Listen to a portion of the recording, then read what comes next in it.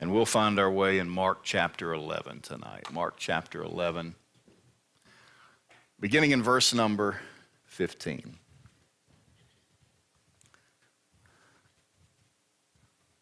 Mark 11, verse number 15. And they come to Jerusalem, and Jesus went into the temple and began to cast out them that sold and bought in the temple, and overthrew the tables of the money changers and the seats of them that sold doves, and would not suffer that any man should carry any vessel through the temple. And he taught, saying unto them, is it not written, my house shall be called of all nations the house of prayer? But ye have made it a den of thieves. And the scribes and chief priests heard it, and sought how they might destroy him, for they feared him. Now, let me stop there because this isn't in tonight's message, but I think we need to have it in our heads. I think it comes out either the next message or the message after, depending on how long these get. Fundamentally, the reason we have this behavior from the chief priests and the scribes and all of that at its basis level is fear. They fear Jesus. They fear the people. We're going to see that several times through here. We see that they feared. And that is in direct contradiction to what we as Christians ought to have in our lives, because God says he's not given us a spirit of fear. Maybe it's helpful when you have an enemy in this life, somebody who's not saved, somebody who's unregenerate. Maybe it's helpful to remember that a lot of people out there are what they are because of fear. They don't have the assurances that we have. They don't have the peace that we have. They don't have the grace that we have. Now, they're still responsible for their actions just like these were. But there's a lot of scared people out there.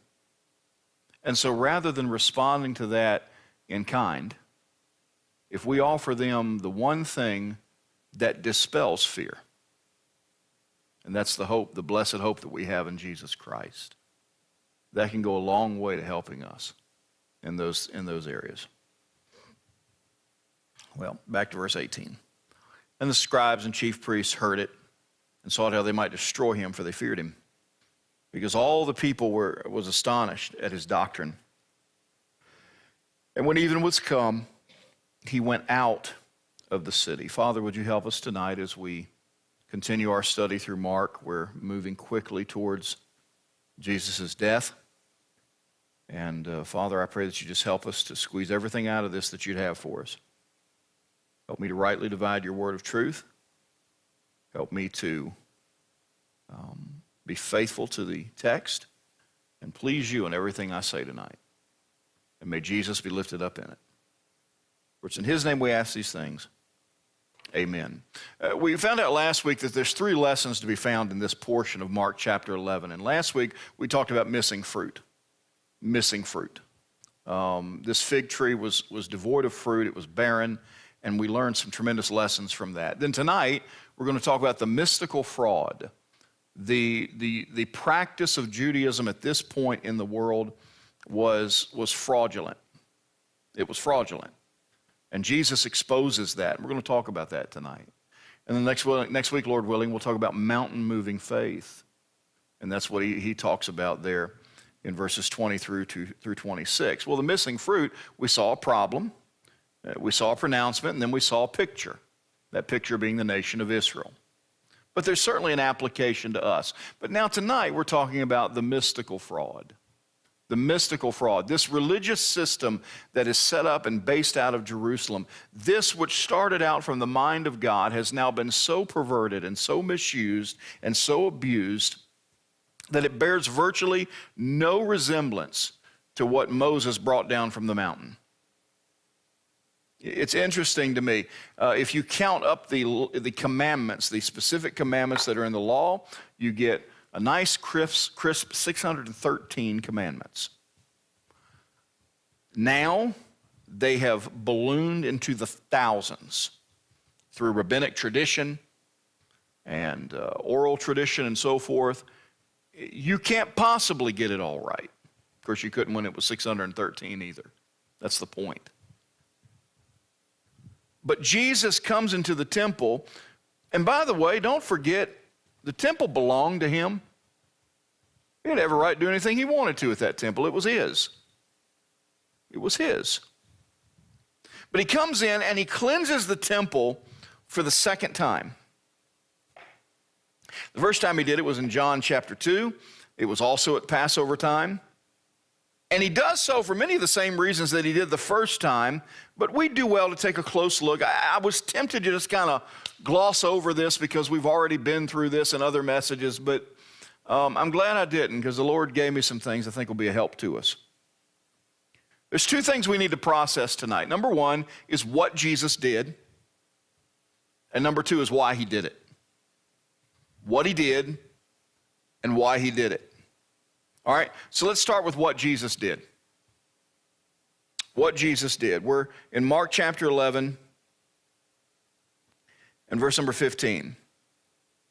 And they come to Jerusalem, and Jesus went into the temple and began to cast out them that sold and bought in the temple. The first thing he did was displacement. He displaced some people. You know, when somebody comes in and takes over a country and refugees take off, they've been displaced. They've been moved from where they normally would be. Jesus moved some people from where he normally would have been. He displaces them. It says he cast out them that sold and bought in the temple. Because anyone that was conducting the business that they were conducting at the temple has one of several possible issues, or perhaps more than one. Okay, first of all, they were abusing and perverting the purpose of the temple. The temple was there to worship. Not to worship the temple, but to worship at the temple. It was not there to make money. It was not a business. Now here's what would happen. People would come from all over for these feasts, and in particular the Passover, and many of them would not have the wherewithal to bring their sacrifice with them. And so they would purchase a sacrifice from these that bought and sold there at the temple.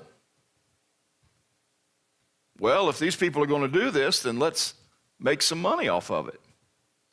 And so they sold these animals at exorbitant rates.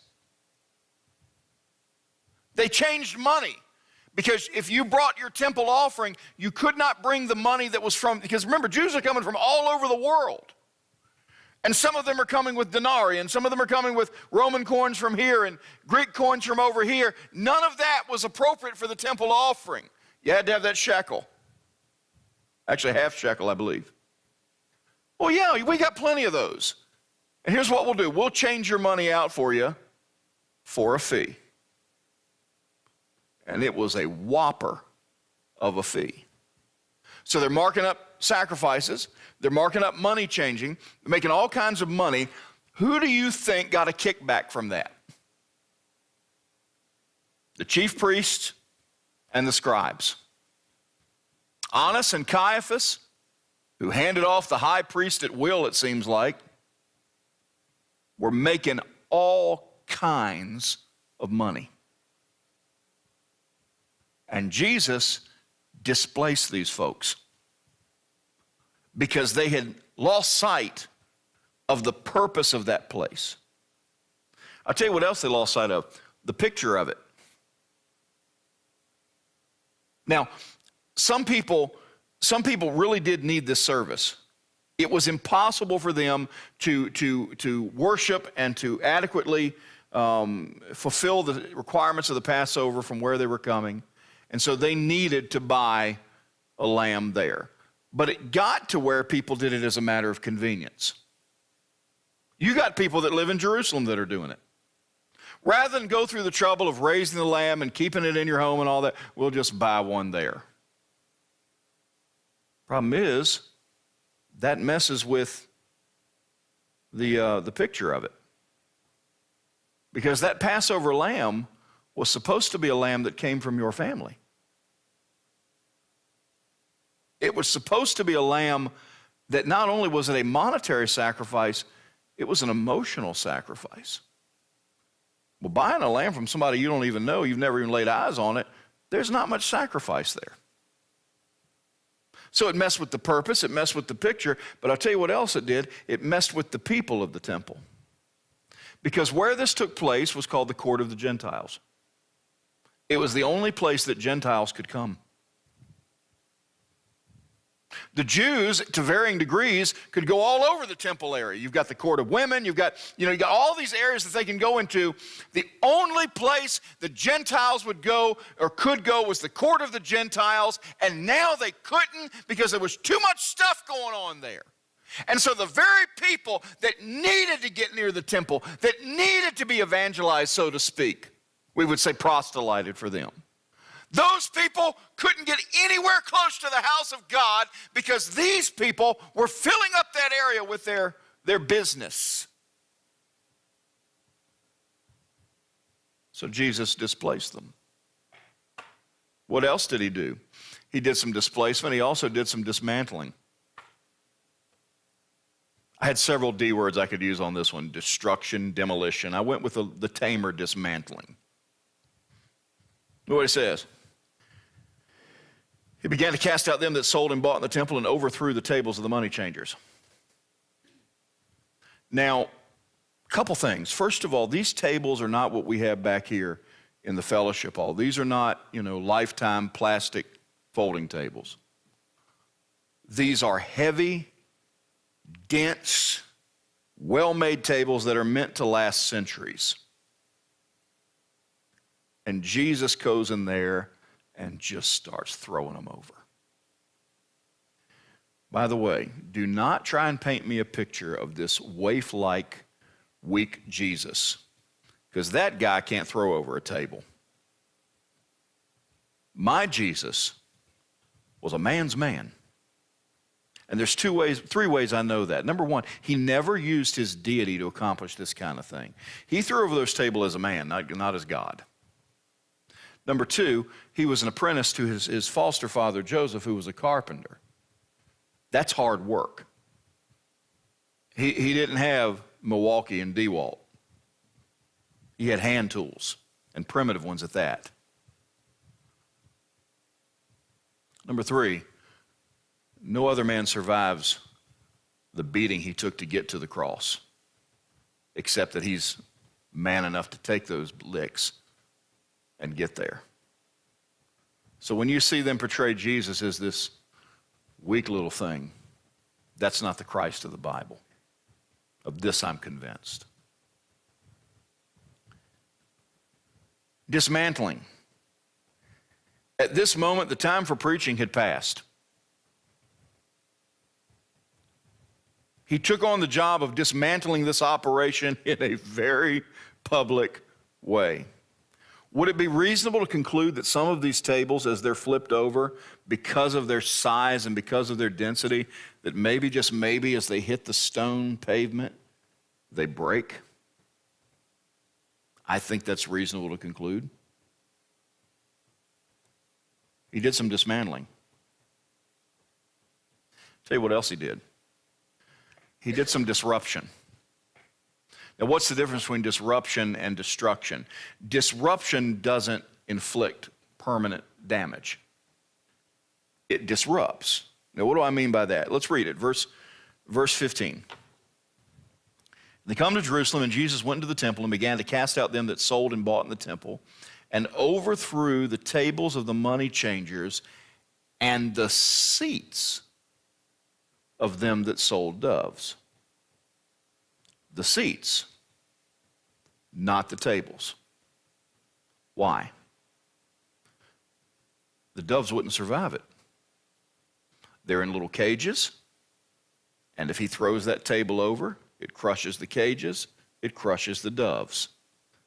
So he disrupted without being destructive. The disruption was necessary, but destruction was not. And when we see godly disruption takes place, it minimizes innocent collateral damage. If somebody comes in with a disruptive spirit that hurts a lot of innocent people, that's not of God. That's not of God. Disruption is meant to disrupt those that are doing wrong, not those that are doing right. See? So what did Jesus do? We see displacement, we see dismantling, we see disruption. I'll tell you what else he did. He put up some detours. Okay? He overthrew the tables of the money changers, the seats of them that sold doves. Verse 16. And he would not suffer or allow that any man should carry any vessel through the temple. Now, what in the world is that? What are we talking about here? If you're in the city proper, and I wish I should have put up some kind of a graphic for you on this. If you're in the city proper, and you need to get to the Mount of Olives, easiest way to get there is shoot through the court of the Gentiles. If you're a Jew. Because it will take you through some places that Gentiles can't go. But you can shoot through there and get to the other side quickly. My wife and I, when we went on our honeymoon, we went to Las Vegas. We didn't get married in Vegas, but we went to Las Vegas for our honeymoon. I did not gamble a cent while I was there, not one. She did a ton, but I did not. Every casino had something in common. And though we didn't gamble, we did go and have meals and, and we saw a couple of shows that were family friendly and that kind of thing. We did go do that. Every one of those casinos are designed that you have to walk through the casinos to get where you want to go. That's by design. That's what they want. Okay? So to go with, to go without doing that, you've got to go around entire blocks. And of course, us being spiritual and careful and all of that, we went through the casinos. And I just kept her by the hand. Come on, dear, let's go, let's go. And she just kept crying, it's just a roll of nickels. No, honey, come on, let's go.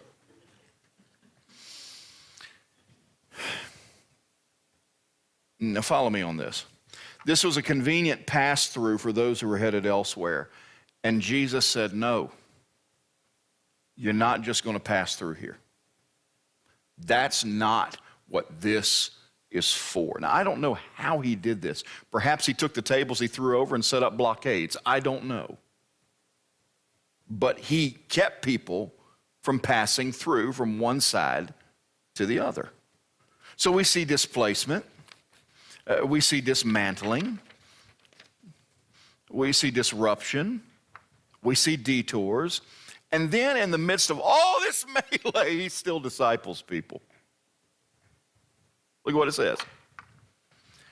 Jesus went to the temple and began to cast out them that sold and bought in the temple and overthrew the tables of the money changers and the seats of them that sold doves and would not suffer that any man should carry any vessel through the temple. And he taught. He taught, saying unto them, is it not written, my house shall be called of all nations the house of prayer, but ye have made it a den of thieves. Luke's account of this, Luke 19:47, and he taught daily in the temple, but the chiefs and the scribes and the chief of the people sought to destroy him and could not find what they might do, for all the people were very attentive to hear him. So he is teaching and he is doing so successfully. They're listening. Would you notice this in his teaching and his discipling here? There's both positive and negative. The positive, my house shall be called a house of prayer, by the way, for all nations, including Gentiles. He's quoting from Isaiah 56:7, but then he puts in the negative. But you've made it a den of thieves. And there he quotes from Jeremiah 7:11. And by the way, teaching does involve the positive and the negative. If I'm effectively coaching somebody, I've got to tell them what they're doing right, and I've also got to tell them what they're doing wrong. If I'm an effective teacher in the classroom, I've got to tell them where they're getting it right, and I've got to tell them where they're getting it wrong. The red pen is part of it. I mean, I'd love to just, all these kids, guess what? Everybody gets an A. I love you so much. That's not teaching. That's not how it works. And Jesus, when he disciples them, he says a positive and a negative. because it's all true. So we see some displacement, we see some dismantling, we see some disruption, some detours. He did some discipling, and you know what else he did? He did some doctoring. Now, we don't see this in Mark's account, but in Matthew 21, in his account, verse 14, in the midst of all this, it says, and the blind and the lame came to him in the temple, and he healed them. Now, what do we take from that? Once again, in the middle of all this melee and throwing tables over and pushing chairs over and telling them to get out and you're not coming through here, he still taught and he still healed. What do we take from that? He never lost sight of his compassion. Never. So that's what he did. That's what he did. But here's the question we really want to ask. Why? He's about to go to the cross. Don't you think he knew that in just a couple of days all that stuff would be back? I mean, is it sometimes hard to get motivated to do something that you know is really just a pebble in the ocean? But he still did it. Why? Well, number one, he needed to change attitudes. You remember that he displaced some people whose attitudes had warped the temple experience. They had warped the purpose of the temple. This had gone from being for those who prayed, P-R-A-Y-E-D, to those who prayed, P-R-E-Y-E-D. You've heard of predatory loans? They were predators here. And he had to change attitudes. They thought this was completely permissible. They messed up the picture of the temple. This business undermined the picture of sacrifice. And the people, this court was inaccessible by people that God wanted desperately to reach. And Jesus said, it's time to change some attitudes. Number two, his displacement changed attitudes. Number two, he needed to create awareness. That's why he did some dismantling. Jesus had preached a lot, and that is necessary, and that's critical. But at this particular juncture, at this particular point, he needed to do something more noticeable. He needed to create a stir, and they needed to be aware of how bad their error was. Let me say this. I think we all know this, but just to make sure we all know this. At no point was Jesus ever out of control. At no point was he out of line. At no point did he even come near the threshold of sin. Everything he did was righteously indignant and pleased God exactly as it should be. Okay, just like the first time he did it. All right. But Jesus understood that in this particular case, preaching is not going to get this done. I need to do something that makes them more aware. I do it every service. Sometimes I feel led, rather than just talk to you like this, I talk to you like this. Why? Because I got to get this thing across. Now, I stop short of throwing tables over. But Jesus understood that awareness needed to be created. He needed to make a point. He needed, to dismantle those things that made this sin easy to commit. They can't do this without tables.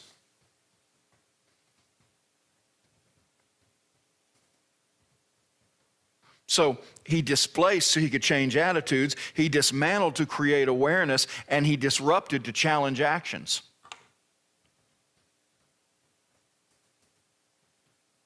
He threw those seats over. And in doing so, he's pointing specifically to these doves. These doves were intended for what group of people? The poor. In fact, Luke 2:24, Mary and Joseph, who were poor, what did they offer as the sacrifice in the temple? 2 turtle doves. And so these doves were being sold at these exorbitant prices, and the poor people who desperately needed them could not get them, and thus were kept from worship. And Jesus is saying, your actions are keeping people from getting closer to God, and I challenge that. And can I tell you, when people take advantage of situations like that, the innocent are the ones who are most quickly and often the most irrevocably hurt. The innocent. Just like those doves.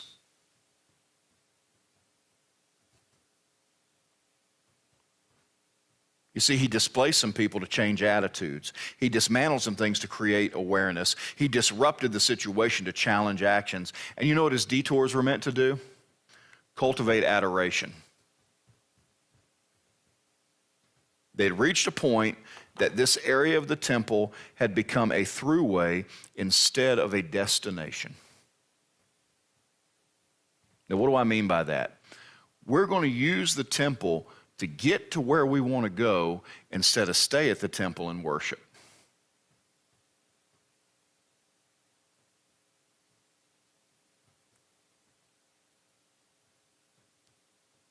Keep that in your head for a little bit, okay? What else did he do? He discipled. Why? He had to correct some assumptions. There were so many people that were crowded into that court, purchasing doves, purchasing lambs, changing out their money, and they thought that this was normal and even acceptable. And Jesus had to correct those wrong assumptions.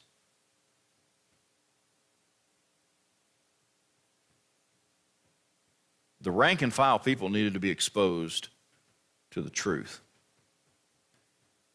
See, you think, well, the court of the Gentiles, that's the least holy place in the temple complex. No, it's not. There's two significant things that we know of that happened in that area. Here's the first one. That's the area where Solomon would have prayed when he dedicated the temple in the first place. Now, of course, it's a different temple now. But if you look at the setup of the temple complex, that is where Solomon's royal porch would have been. And that is where Solomon prayed. That is where Solomon said, if my people, which are called by my name, as he's communicating, God's communicating this truth through him. And that's where the fire came down and fell on that place, and the priests couldn't even go in because the glory of God was so thick. That was the spot. But there's something else that happened at that spot. In the year that King Uzziah died, I beheld the Lord high and lifted up. That's where Isaiah would have been. In Isaiah 6, when he is ushered in a vision into the very throne room of God. That's a holy spot. And these people are using it for all manner of unholy deeds, and the people think it's okay. And Jesus says, no, I'm going to correct that assumption. He displaced that he might change attitudes. He dismantled that he might create awareness. He disrupted that he might challenge actions. He detoured that he might cultivate adoration. He discipled that he might correct assumptions. And he doctored that he might communicate affection.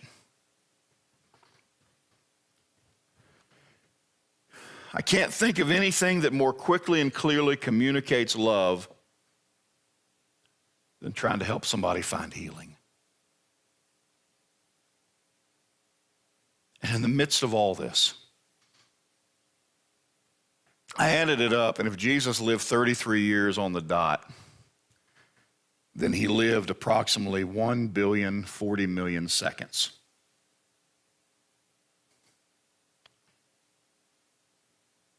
And not for one of those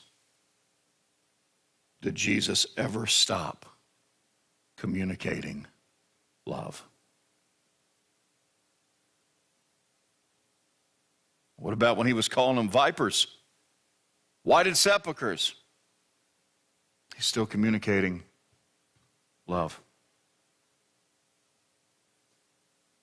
On the cross, very much so.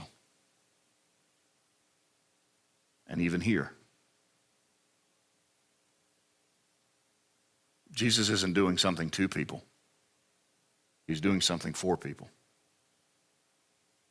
When I correct my kids, I'm not doing it to them. I'm doing it for them.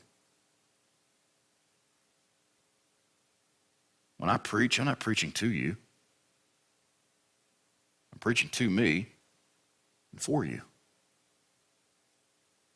And Jesus, no matter what he's done, through all of eternity, he's never stopped communicating love. Okay. So what? All right, Andy. That's nice. We've worked on what Jesus did. We've worked on why he did it. Now, what do I do with this? What do I take from this? I'm not Jewish. I wasn't at the temple. No. But here's a question we need to ask ourselves. This is the Wednesday night crowd. Okay? So I think we're most suited to handle what I'm about to ask. And let me tell you something. When I first read this question, and it's not original to me, but it hit me like just a thud of a ton of bricks. If physically Jesus entered our place of worship, what would he want to change? What would he want to change in us individually? And what would he want to change in us corporately? Let me tell you what I think would happen. I think the first thing he'd do is if he found anybody whose attitudes were hurting the purpose, the picture, and the people of this church, he'd give them an option of either get right or get displaced. If you're not in line with the purpose, picture, and people of this church, why are you here? I'm not asking that of you. I'm just saying that's what the Holy Spirit would do. Because is it not reasonable to expect that we're all here to advance the purpose, picture, and people of the church? Sure. And if that's not why we're here, then what are we doing?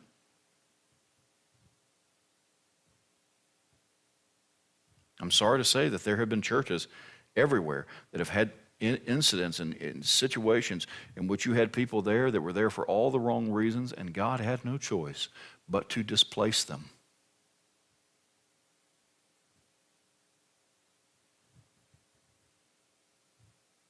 You know what else he might have to do? The structures that we use to do things the wrong way, he might come in and dismantle them.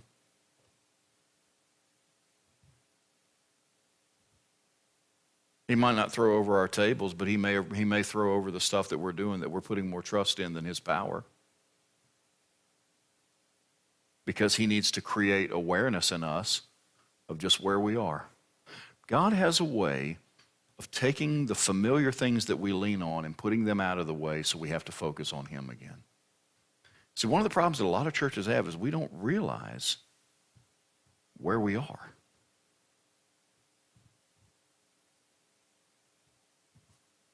You know what else he might do? He might disrupt our norms. He might challenge actions that we've gotten used to but are actually hurting innocent people.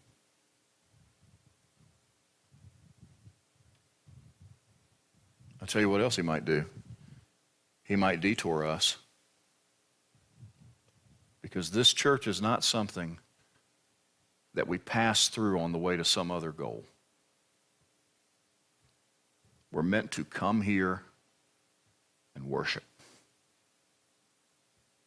Worship isn't the method. Worship is the goal. And yet how many people just use church as a pass-through? Oh, church is great for weddings. Church is great for funerals. Church is great for the little Christian school over there. Church is great for something for my kids to do. Church is great for chunk or treat. Church is great for back to school bash. Church is great for fellowships. No. This church is here that we might fulfill the Great Commission, and worship him in doing so. That's why it's here. And if all we're doing is passing through, God will put up roadblocks and give us detours to get us where we're supposed to be. You know what else he'll do? He'll disciple us. He'll teach us. And he'll endeavor to correct assumptions and faulty teaching that we've accepted wrongly.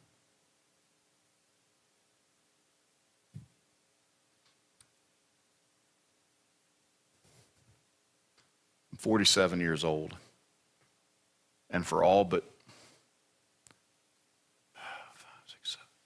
probably for all but 7 of those years, I've been in independent fundamental Baptist churches. The first 5 years of my life, my parents were Salvation Army officers, and I'd say liberally, 2 years of my life, I looked around in other denominational structures. So 40 out of 47 years, I've been an independent fundamental Baptist. In 40 years, I've been able to take a step back and look. And I've learned 2 things. By God's grace, we've been right about a lot of things.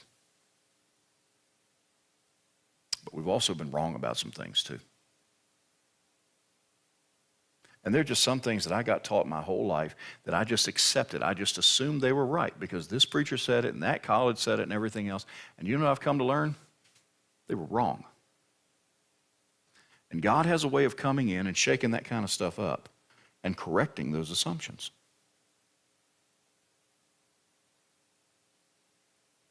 We got entire generations of people that won't darken the door of a church because we placed all our faith in an assumption instead of the Word of God. Sorry, but that's just where it is, y'all. And Jesus came in and he said, nope, this is not normal. This is the ground that Isaiah saw me. This is the ground that I sent the fire from heaven to answer to Solomon's prayer. This is meant for more than what you're using it for. So he'll correct some assumptions. And then I'm glad to tell you, you know what else he'll do? He'll doctor us. He'll heal our hurts. And he'll love us. So I think that should be our prayer tonight. Because while he's not here physically, we can't see him. Is he here? I would assume at least 2 of us in here are gathered in his name. And what's he say if that's the case? There am I in the midst of them.